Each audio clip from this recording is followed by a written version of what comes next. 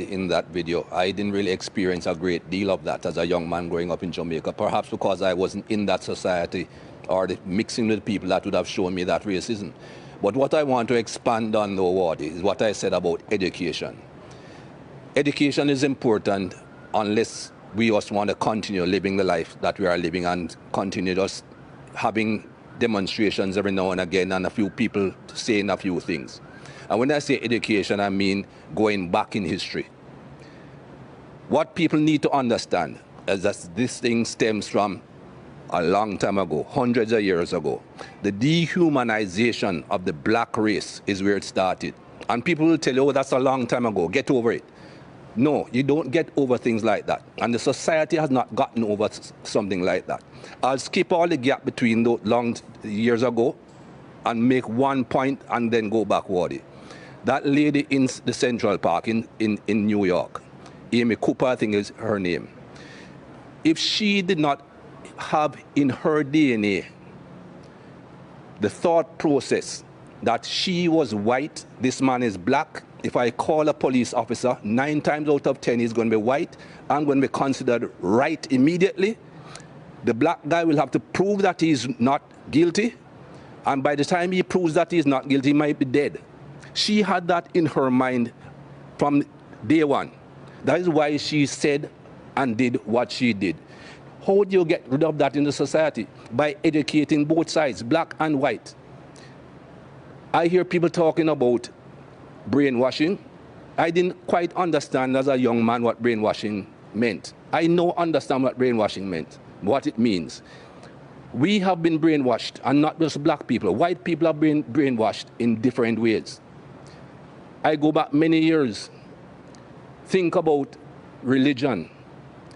You and I are supposed to be Christians. I'm not really a very holy person, not a very religious person, but that's what we were taught.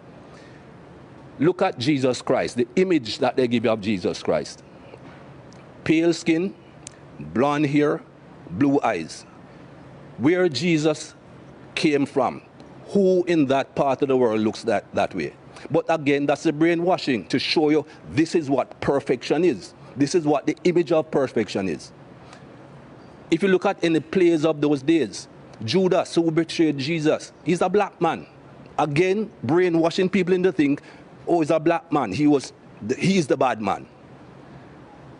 Go through history, Wardy. These lights that are shining on us.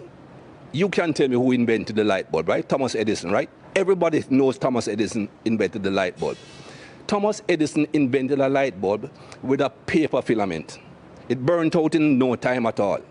Can you tell me who invented the filament that makes these lights shine throughout?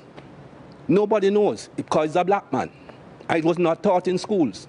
Louis Howard Latimer invented the carbon filament to allow lights to continuously shine. Who knows that? Everything should be taught. When you go back through the schooling as a young man, I remember my school days. I was never taught anything good about black people.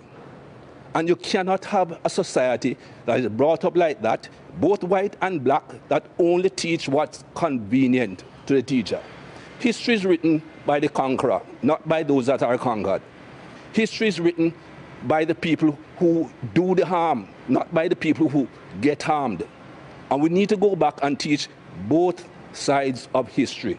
And until we do that and educate the entire human race, this thing will not stop. They keep on telling me there's nothing called white privilege. Give me a break. I don't see any white people going into a store on Oxford Street and being followed. A black man walks in, somebody is following him everywhere he goes. That is basic white privilege. Whether that white person went in to rob the place or not, is not going to be thought of that way. And things like that have to change.